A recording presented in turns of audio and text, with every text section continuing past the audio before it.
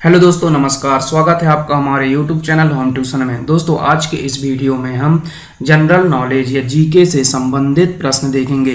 दोस्तों, इस वीडियो में 55 प्रश्नों का समावेश किया गया है, जो कि सारे प्रश्न भारतीय संविधान से संबंधित हैं।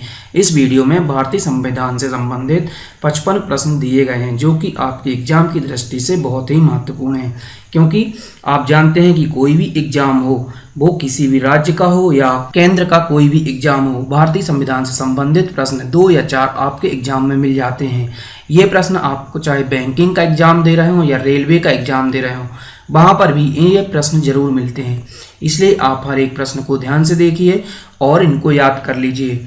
और यदि आप हमारे चैनल में नए यूज़र हैं और आपने अभी तक हमारे चैनल को यदि सब्सक्राइब नहीं किया है, तो आप इस चैनल को सब्सक्राइब कर लें और उसके साइड में जो बेल आइकॉन बना हुआ है उसमें क्लिक करके ऑल नोटिफिकेशन पर क्लिक करना मत भूलें, जिससे कि जैसे ही वीडियो अपलोड हो उसका नोटिफिकेशन आप तक पहुंच पाए और आप उसे देख पाएं। और यदि आपने मोबाइल में इस चैनल यूट्यूब के नोटिफिकेशन को ऑफ कर रखा है, तो आप उसे ऑन कर लें, तभी आपको जैसे वीडियो अपलोड होगा उसकी जानकारी आप तक मिल सकेगी। और इस वीडियो के आखिरी में मैं आपसे 3 प्रश्न पूछूंगा, जिसके जवाब आपको इसी वीडियो में मिलेंगे। तो आप हर एक प्रश्न को ध्यान से देखिए। लास्ट में पूछे गए प्रश्नों के जवाब कमेंट्स बॉक्स पर लिखकर बताएं। और यदि वीडियो आपको अच्छा लगे तो आप इसे अपने दोस्तों के बीच में शेयर जरूर करें और उनसे भी शेयर करने को कहें। तो आइए शुरू करते हैं। दोस्तों, कमेंट्स देना मत भूलिए, जिससे कि मुझे पता चलता है कि आपको यह वीडियो कैसा लगा। सबसे पहला प्रश्न है, भाषा के आधार पर गठित होने वाला भारत का पहला राज्य कौन सा है? दोस्तों, आप सभी जानते हैं कि भारत में जो राज्यों का पुनर्गठन हुआ था, उसके आधार पर, जो भाषा के आधार पर गठित होने वाला भारत का पहला राज्य कौन सा है? तो भाषा के आधार पर गठित होने वाला देश का पहला राज्य है आंध्र प्रदेश। आंध्र प्रदेश वह राज्य है जो कि भाषा के आधार पर गठित हुआ था। अब आंध्र प्रदेश भी 2 राज्यों में बट गया है, जो कि कांग्रेस द्वारा बांटा गया है। यहाँ पर आंध्र प्रदेश 2 राज्यों में बटा है, जिसके नाम है तेलंगाना और सीमांध्र। अब आंध्र प्रदेश भी 2 राज्यों में बट चुका है, लेकिन भाषा के आधार पर गठित होने वाला आंध्र प्रदेश पहला राज्य था। सौर मंडल का सबसे बड़ा ग्रह कौन सा है? तो सौर मंडल का जो सबसे बड़ा ग्रह है वह है बृहस्पति। दोस्तों, बृहस्पति सौर मंडल का सबसे बड़ा ग्रह है। चाणक्य को और किस नाम से जाना जाता है? तो चाणक्य को और दूसरे नाम से जाना जाता है, वह नाम है विष्णुगुप्त। चाणक्य को और विष्णुगुप्त के नाम से जाना जाता है, उनका दूसरा नाम विष्णुगुप्त है। कौन सा अनुच्छेद सर्वोच्च न्यायालय की स्थापना करता है? तो वह अनुच्छेद जिसके अंतर्गत सर्वोच्च न्यायालय की स्थापना की गई है वह है अनुच्छेद 124। अनुच्छेद 124 के अंतर्गत सर्वोच्च न्यायालय की स्थापना की गई है। अनुच्छेद 124 सर्वोच्च न्यायालय की स्थापना करता है। उपराष्ट्रपति का पद किस देश से प्रेरित होकर शामिल किया गया है? तो उपराष्ट्रपति का पद भारत में जिस देश से प्रेरित होकर शामिल किया गया है वह है अमेरिका। अमेरिका से प्रेरित होकर उपराष्ट्रपति का पद भारत में शामिल किया गया है। संविधान के किस अनुच्छेद में उपराष्ट्रपति के पद का प्रावधान है? तो संविधान का वह अनुच्छेद जिसमें उपराष्ट्रपति के पद का प्रावधान है वह है अनुच्छेद 63। अनुच्छेद 63 के अंतर्गत उपराष्ट्रपति के पद का प्रावधान है। दोस्तों, यदि आप चाहें तो मेरे जवाब देने से पहले अपने जवाब कमेंट्स बॉक्स पर लिखकर ABCD लिखकर देख सकते हैं कि आपका जवाब सही है या नहीं है। अगला प्रश्न, किस संविधान संशोधन में वोट देने का अधिकार को घटाकर 18 वर्ष कर दिया गया था? तो वह संविधान संशोधन जिसके अंतर्गत वोट देने के अधिकार को 21 वर्ष से घटाकर 18 वर्ष कर दिया गया था वह था 61वें संविधान संशोधन में वोट देने के अधिकार को 18 वर्ष कर दिया गया था। पहले यह अधिकार 21 वर्ष का था। संविधान के किस अनुच्छेद में राष्ट्रपति द्वारा प्रधानमंत्री की नियुक्ति का प्रावधान है? तो संविधान का वह अनुच्छेद जिसमें राष्ट्रपति द्वारा प्रधानमंत्री की नियुक्ति का प्रावधान है, आप जवाब दे सकते हैं यदि आपको पता है तो, वह अनुच्छेद है अनुच्छेद 75। अनुच्छेद 75 के अंतर्गत राष्ट्रपति द्वारा प्रधानमंत्री की नियुक्ति का प्रावधान है। दोस्तों, हम सभी जानते हैं कि जो प्रधानमंत्री होता है वह लोकसभा के सदस्यों द्वारा चुना जाता है और लोकसभा जो सदस्य होते हैं वह जनता के द्वारा चुने होते हैं। तो हम कह सकते हैं कि जो प्रधानमंत्री है वह जनता द्वारा चुने गए प्रतिनिधियों द्वारा चुना जाता है। संविधान का संरक्षक कौन है? तो संविधान का संरक्षक है सुप्रीम कोर्ट। भारत देश में संविधान का संरक्षक सुप्रीम कोर्ट है। सबसे पहला संविधान संशोधन कब हुआ था? तो सबसे पहला संविधान संशोधन हुआ था 1951 में। सबसे पहला संविधान संशोधन 1951 में हुआ था। सबसे बड़ा संविधान संशोधन कौन सा है? तो भारत देश के संविधान का सबसे बड़ा संविधान संशोधन है 42वां संशोधन सबसे बड़ा संशोधन है। भारत के पहले उप प्रधानमंत्री कौन थे? तो भारत के पहले उप प्रधानमंत्री थे सरदार वल्लभ भाई पटेल। सरदार वल्लभ भाई पटेल भारत के पहले उप प्रधानमंत्री थे। दोस्तों, भारत देश के संविधान में उप प्रधानमंत्री जैसा कोई भी पद नहीं है। वह भारत देश में उप प्रधानमंत्री पद नहीं होता है, लेकिन भारत देश में उप प्रधानमंत्री भी बनाए जाते हैं, लेकिन उनका संविधान के अनुसार कोई पद नहीं है। अधिकतर यह देखा जाता है कि जो गृह मंत्री होता है उसी को उप प्रधानमंत्री मान लिया जाता है। तो जो भारत के पहले उप प्रधानमंत्री थे वह थे सरदार वल्लभ भाई पटेल। संविधान की आत्मा किसे कहते हैं? संविधान की आत्मा कहा जाता है मूल अधिकारों को। संविधान की आत्मा मूल अधिकार को कहते हैं। हमारे संविधान की प्रस्तावना में किसका वर्णन नहीं है? तो हमारे संविधान की प्रस्तावना में जिसका वर्णन नहीं है वह है वयस्क मताधिकार। हमारे संविधान की प्रस्तावना में वयस्क मताधिकार का वर्णन नहीं है। वित्त आयोग की नियुक्ति कौन करता है? तो वित्त आयोग की नियुक्ति की जाती है वित्त मंत्री द्वारा। वित्त मंत्री जो होते हैं वह वित्त आयोग की नियुक्ति करते हैं। गांधी जी किसकी रचनाओं से प्रभावित थे? तो गांधी जी जिन की रचनाओं से प्रभावित थे वह थे लियो टॉल्स्टॉय। लियो टॉल्स्टॉय की रचनाओं से प्रभावित थे गांधी जी। उच्चतम न्यायालय को परामर्शदाता किस अनुच्छेद के तहत बनाया गया है? भारतीय संविधान में उच्चतम न्यायालय को परामर्शदाता जिस अनुच्छेद के तहत बनाया गया है वह अनुच्छेद 143। अनुच्छेद 143 के अंतर्गत उच्चतम न्यायालय को परामर्शदाता बनाया गया है।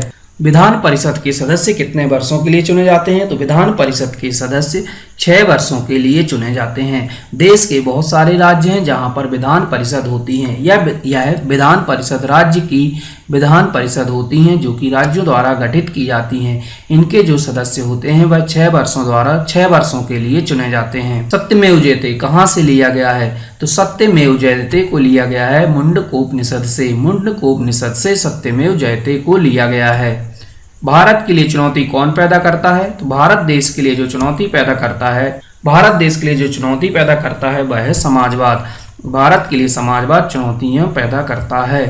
निम्न में से कौन संसद की स्थायी समिति नहीं है?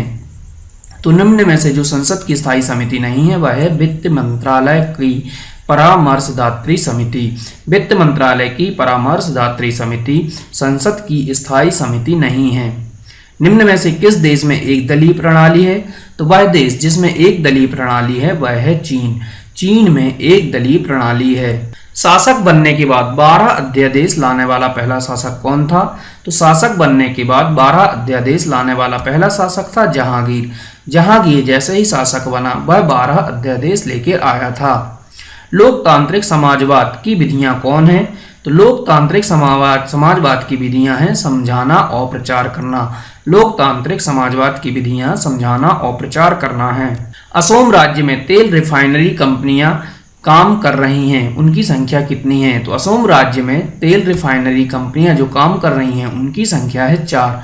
असम राज्य में 4 तेल रिफाइनरी कंपनियां काम कर रही हैं। अन्नपूर्णा योजना कब आई थी? तो अन्नपूर्णा योजना आई थी सन 2000 में। अन्नपूर्णा योजना सन 2000 में आई थी। माधव मेनन समिति का संबंध किससे है? तो माधव मेनन समिति का संबंध है सरकारी विज्ञापनों के दुरुपयोग से। माधव मेनन समिति का संबंध सरकारी विज्ञापनों के दुरुपयोग से है। राजीव गांधी जयवर्धने समझौता कब हुआ था? तो राजीव गांधी जयवर्धने समझौता हुआ था सन 1987 में। राजीव गांधी जयवर्धने समझौता सन 1987 में हुआ था। सीमांत गांधी के नाम से किसे जाना जाता है? तो सीमांत गांधी के नाम से जाना जाता है गफ्फार खान को। गफ्फार खान को सीमांत गांधी के नाम से जाना जाता है। निम्न में से भारतीय संविधान सभा का स्थायी सदस्य कौन थे? तो निम्न में से भारतीय संविधान सभा के स्थायी सदस्य थे राजेंद्र कुमार। निम्न में से भारतीय संविधान सभा के स्थायी सदस्य राजेंद्र कुमार थे। भारतीय संविधान के किस अनुच्छेद में अभिव्यक्ति की स्वतंत्रता निहित है? तो भारतीय संविधान का वह अनुच्छेद जिसमें अभिव्यक्ति की स्वतंत्रता निहित है वह है अनुच्छेद 19। अनुच्छेद 19 में भारतीय संविधान के अनुच्छेद 19 में अभिव्यक्ति की स्वतंत्रता निहित है। किस देश में लोक सेवक भी किसी राजनीतिक दल के सदस्य बन सकते हैं? तो वह देश जिसमें लोक सेवक भी किसी राजनीतिक दल के सदस्य बन सकते हैं वह है फ्रांस। फ्रांस में लोक सेवक भी किसी राजनीतिक दल के सदस्य बन जाते हैं। संविधान में कितने अनुच्छेद हैं? तो संविधान में टोटल 444 अनुच्छेद हैं। संविधान में कितने अध्याय हैं? संविधान में टोटल 22 अध्याय हैं। भारतीय संविधान में कितनी अनुसूचियां हैं? तो भारतीय संविधान में अनुसूचियों की संख्या 12 है। भारतीय संविधान में 12 अनुसूचियां हैं। संविधान सभा की रचना हेतु संविधान का विचार किसने दिया था? तो संविधान सभा की रचना हेतु संविधान का विचार सर्वप्रथम स्वराज पार्टी ने दिया था। यह विचार स्वराज पार्टी द्वारा दिया गया था। संविधान सभा का स्थायी अध्यक्ष कौन था? संविधान सभा का जो स्थायी अध्यक्ष था वह थे डॉक्टर राजेंद्र प्रसाद। संविधान सभा के स्थायी अध्यक्ष डॉक्टर राजेंद्र प्रसाद थे। संविधान सभा में देशी रियासतों के कितने प्रतिनिधि थे? तो संविधान सभा में देशी रियासतों के 70 प्रतिनिधि थे। संविधान सभा में देशी रियासतों के 70 प्रतिनिधि थे। संविधान सभा का संवैधानिक सलाहकार किसे नियुक्त किया गया था? तो संविधान सभा का संवैधानिक सलाहकार जिस व्यक्ति को नियुक्त किया गया था वह थे बी.एन. राय। बी.एन. राय को संविधान सभा का संवैधानिक सलाहकार नियुक्त किया गया था। संविधान सभा का पहला अधिवेशन कहाँ हुआ था? संविधान सभा का पहला अधिवेशन हुआ था दिल्ली में। दिल्ली में संविधान सभा का पहला अधिवेशन हुआ था। संविधान सभा की प्रारूप समिति का गठन कब हुआ था? तो संविधान सभा की प्रारूप समिति का गठन हुआ था सन 29 अगस्त 1947 को। संविधान सभा की प्रारूप समिति का गठन 29 अगस्त 1947 को हुआ था। संविधान को बनाने में कितना समय लगा था? तो संविधान को बनाने में टोटल समय लगा था 2 वर्ष 11 महीने और 18 दिन। भारत का संविधान 2 साल 11 महीने और 18 दिन में बन पाया था। संविधान सभा की गठन की मांग सर्वप्रथम किसने की थी? तो संविधान सभा की गठन की मांग सर्वप्रथम बाल गंगाधर तिलक द्वारा की गई थी। संविधान सभा का औपचारिक रूप से प्रतिपादन किसने किया था? तो संविधान सभा का औपचारिक रूप से प्रतिपादन किया था एम.एन. राय ने। एम.एन. राय ने संविधान सभा का औपचारिक रूप से प्रतिपादन किया था। भारतीय संविधान की प्रथम बैठक कब हुई थी? तो भारतीय संविधान की प्रथम बैठक हुई थी 9 दिसंबर 1946 को। भारतीय संविधान की प्रथम बैठक 9 दिसंबर 1946 को हुई थी। कैबिनेट मिशन योजना में संविधान सभा में कितने सदस्य होने थे?